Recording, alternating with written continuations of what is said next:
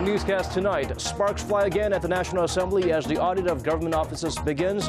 On the grill first are the country's internet portals, with the rival parties disagreeing on their fairness and objectivity. While the world fears the worst is yet to come as a result of the Yuan depreciation, Chinese Premier Li Keqiang plays down concerns about a global currency war and Beijing's ability to maintain a stable currency. At a glance, it may appear not much different from the last iPhone, but the 6S has an array of changes and upgrades inside, including an all-new function dubbed 3D Touch. More importantly, the price tag remains the same as the iPhone 6. All next on Primetime News.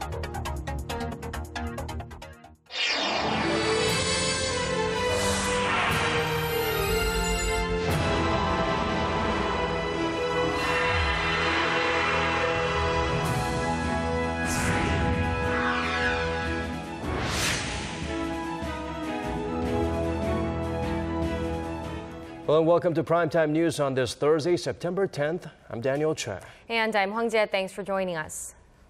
It's time for rival parties to lock horns again as Korea's National Assembly began its 22-day audit today. Over 700 government offices will be under their microscope. While auditing Korea Communications Commission, lawmakers argued over the neutrality of internet portals. Our Kim Young-gil starts us off. The ruling Saenuri Party is unhappy with what it claims is the biased selection and layout of political stories by the nation's internet portals. It is time to discuss the fairness and objectivity of the internet portal's news sites, as they share a social responsibility. The web portals should refrain from selecting news that is politically biased and keep their neutrality. Kim said that considering the influence the portals have, the government needs to address their wrongdoings in order to provide accurate information. According to the Saenuri Party's Research Institute, citing that objectivity in news selection had been lost, the two dominant portals, Naver and Daum Kakao, posted more news articles critical of the government and the ruling party than it did positive ones. Naver and Daum Kakao, who provide news via their own mobile apps, account for over 90% of the domestic online search engine market. The main opposition New Politics Alliance for Democracy considers the ruling party's claims laughable and criticized them for attempting to tame the portals ahead of general elections next April. The Saenuri Party is tacitly pressuring the portals. They say the portals tend to favor the opposition, even making childish remarks that our NPAD leader's name, Moon Jae-in, appears more often than Kim Moo-sung. They are just trying to tame the portals ahead of next year's general elections. You said that considering the government's mishandling of state affairs, it would be natural that Moon Jae-in's opposition would appear more frequently in news articles. NPAD lawmakers showed concern over the Saenuri Party's move to interfere with the web portals, as it could limit freedom of expression in Korea. Meanwhile, the Saenuri Party vowed to continue targeting Naver and Daum Kakao during the audit session. Kim Young-gil, Arirang News.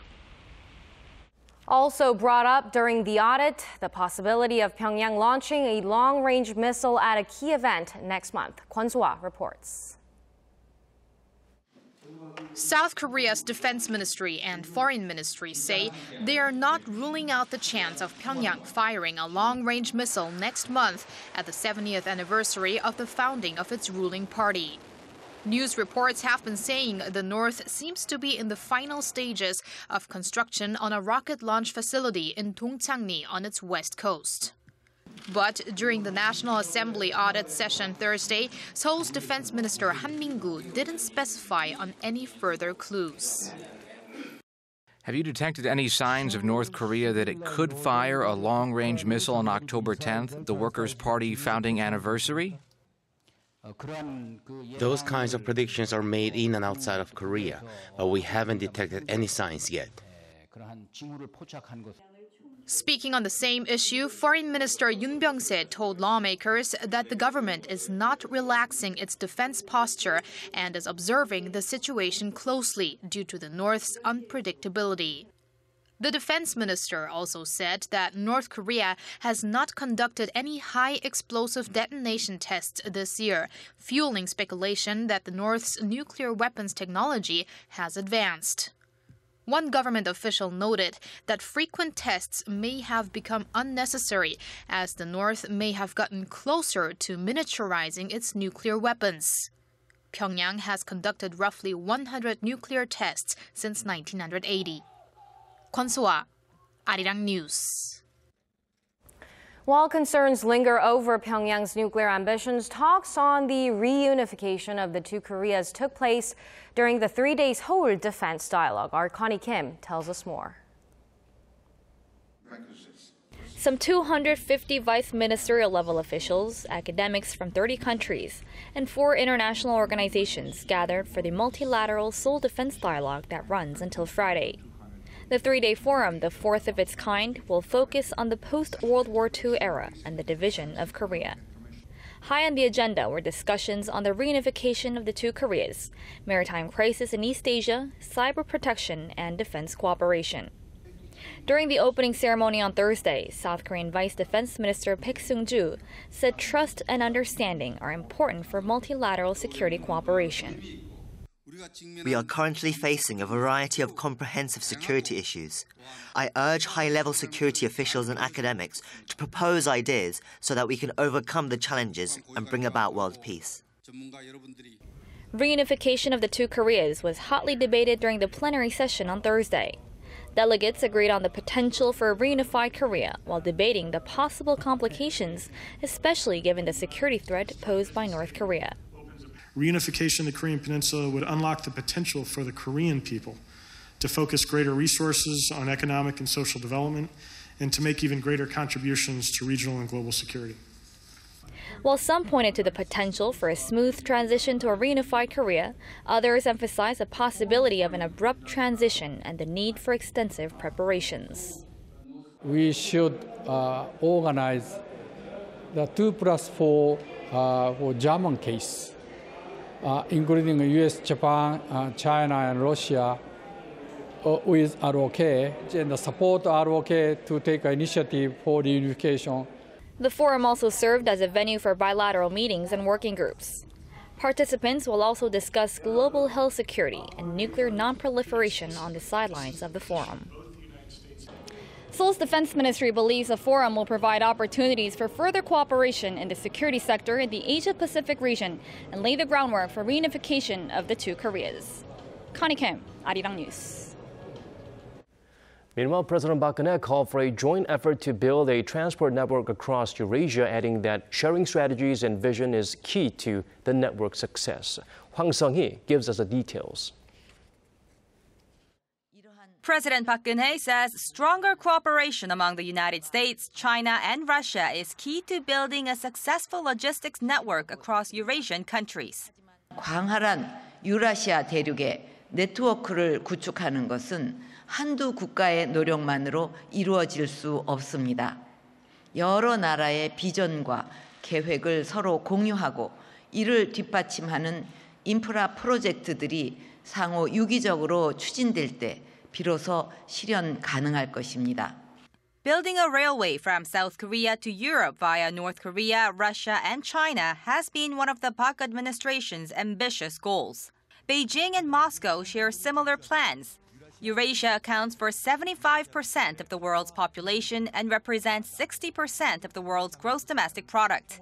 Addressing the ASEM Symposium on the Eurasia Transport and Logistics Network in Seoul on Thursday, President Park said unnecessary regulations must be eased for a smooth formation of networks. 많은 나라의 국경을 통과하는 만큼 통관, 검역, 출입국 관리, 환적 환승 체계의 표준화와 간소화는 정시성과 안전성 확보에 매우 중요하다고 하겠습니다. President Park proposed forming a working group of international experts for joint research and said their first meeting should be held in South Korea next year. Hwang Ji-hye, Arirang News.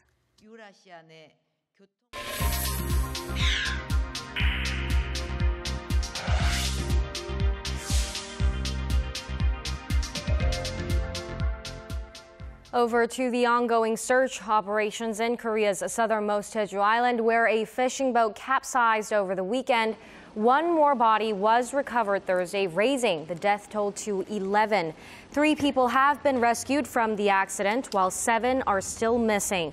The Coast Guard confirmed that the body belonged to a 48-year-old male passenger surnamed Kim. He was on board the 9.8-ton vessel named Dolphin when it turned over due to strong waves.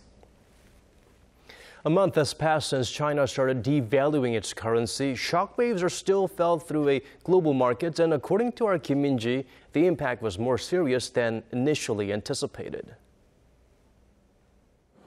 China's currency devaluation last month left much of the global market in shock.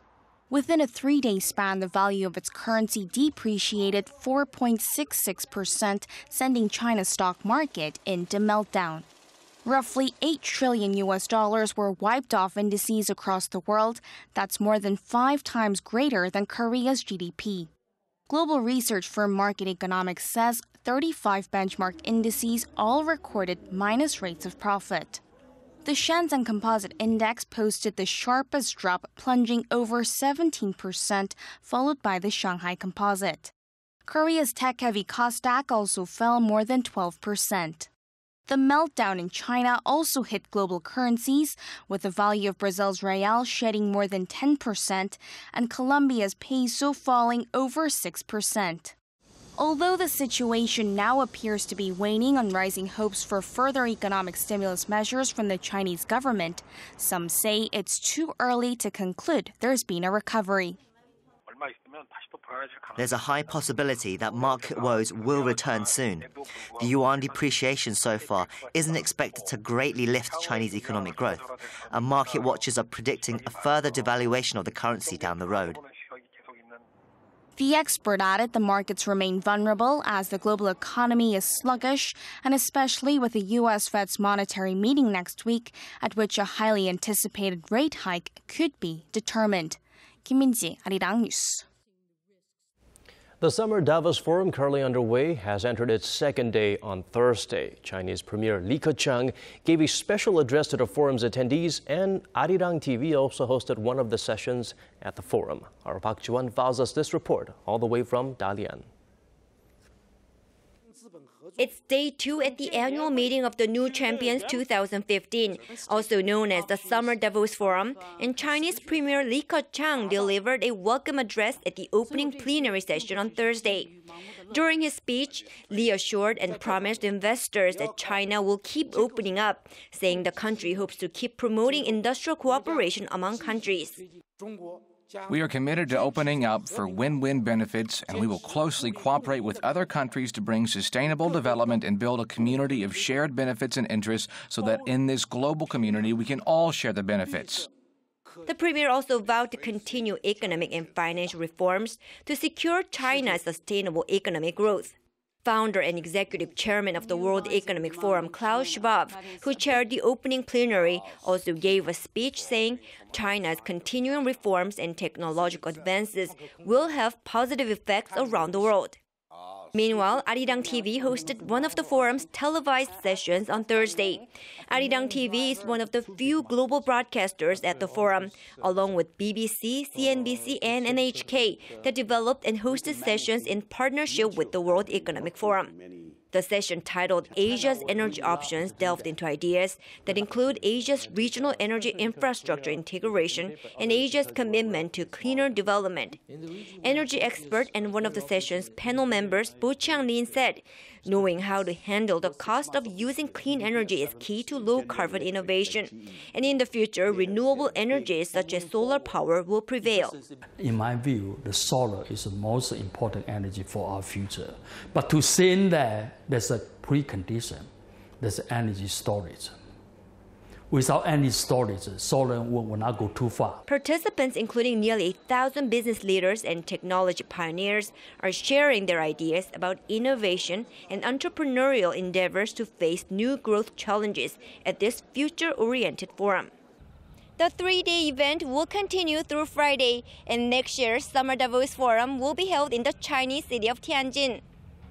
Park Ji-won, Arirang News, Dalian.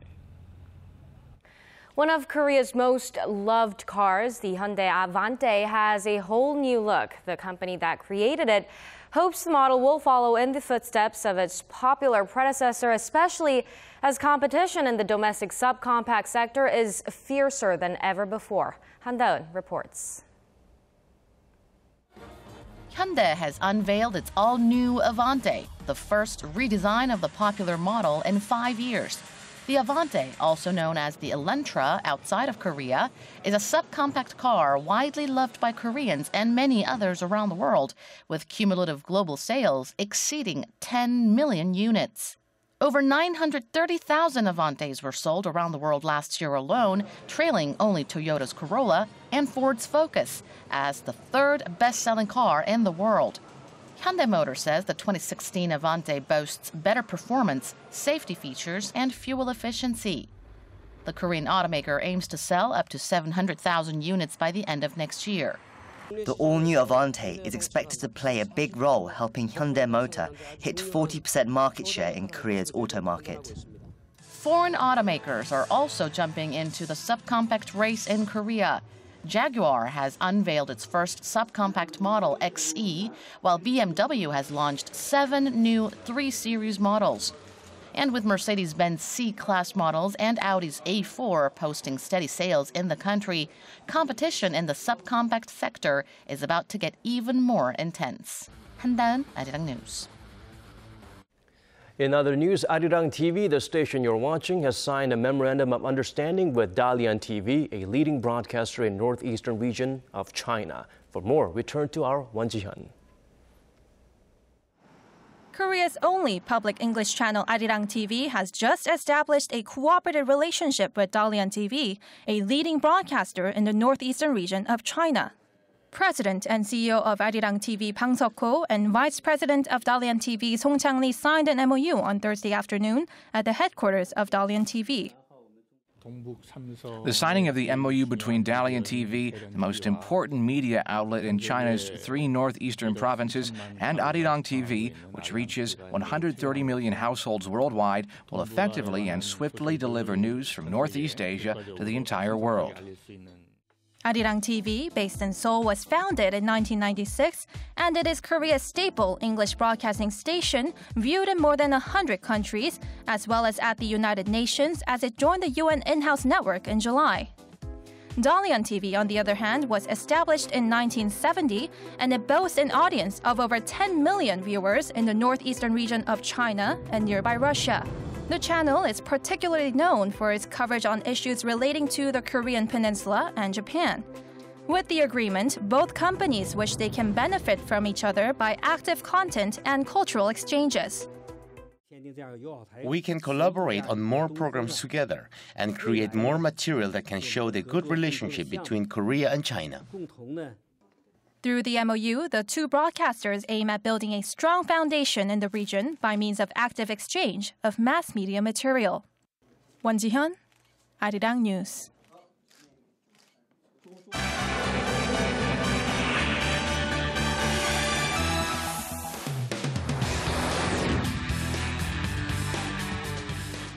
For international headlines, we turn to our Bruce Harrison at the News Center. Today's focus, extreme floods in Japan, Islamic State hostages for sale, and Apple dots the I again with newest smart products. In Japan, it appears entire neighborhoods have been washed away. Bruce, how bad is the damage? Well, it's still raining there, and people are still being rescued. The Japanese government says around 100,000 people fled their homes, and at least 7 people are missing, while 17 others are seriously injured.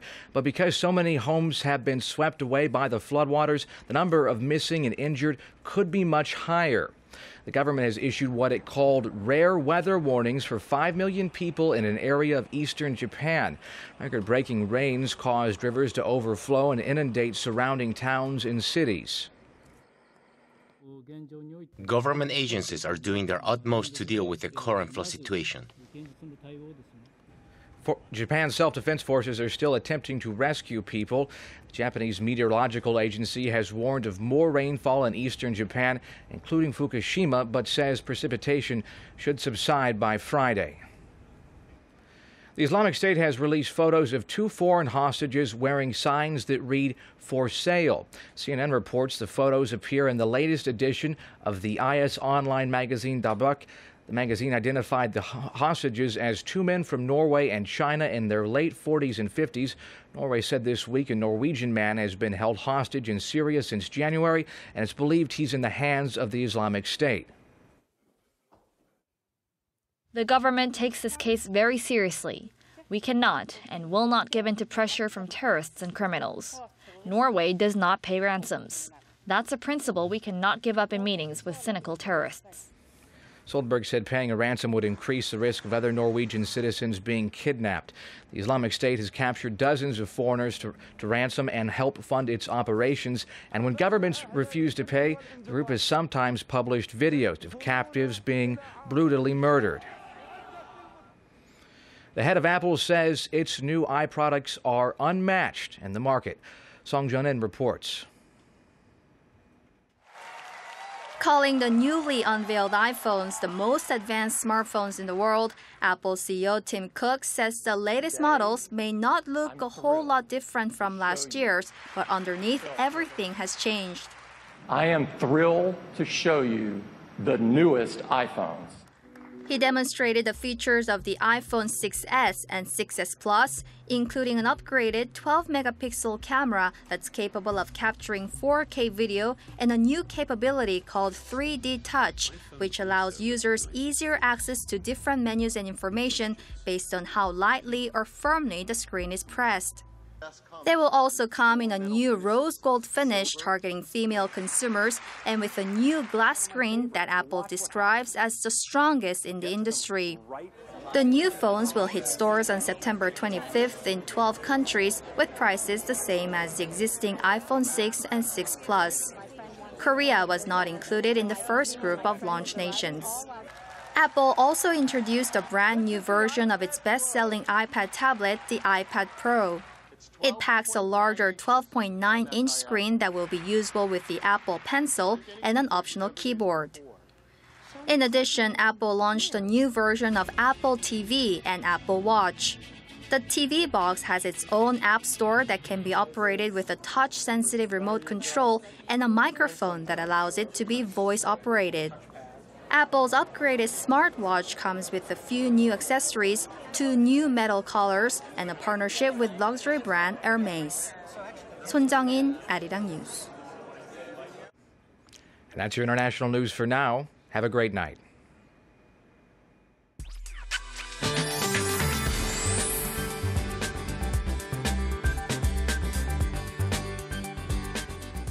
It was a clear and warm autumn afternoon today, something I'm sure many of you took advantage of. But seems like the weather is about to get cooler and cloudier as tomorrow will kick off with mostly sunny skies, but gradually changing to cloudy conditions across much of the country, which will bring down the mercury a couple of degrees lower than today to around the mid-20s. So on that note, let's take a closer look at the readings for tomorrow. Seoul will start off at 18 and will rise to 26, while Daegu will remain warm at 29, while Gwangju and Busan will be peaking to 27 tomorrow afternoon. And as for the other regions, Daejeon and Jeju Island will see a high of 27 and 26, while Dokdo rises to 23. Now, the weather outlook for the upcoming weekend looks like it's going to be an unstable one.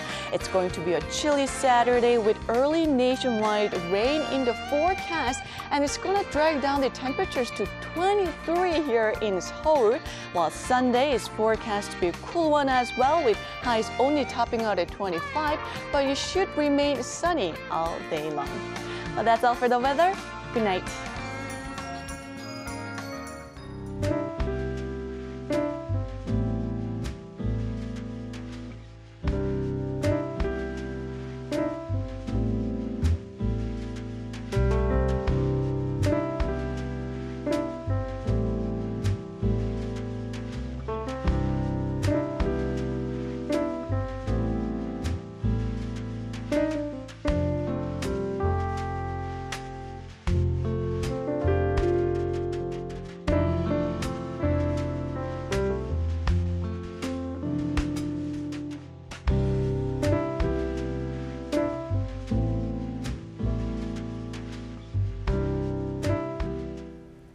And that brings us to the end of our newscast. Thanks for staying with us. We'll be back same time tomorrow. Do join us then. Goodbye for now.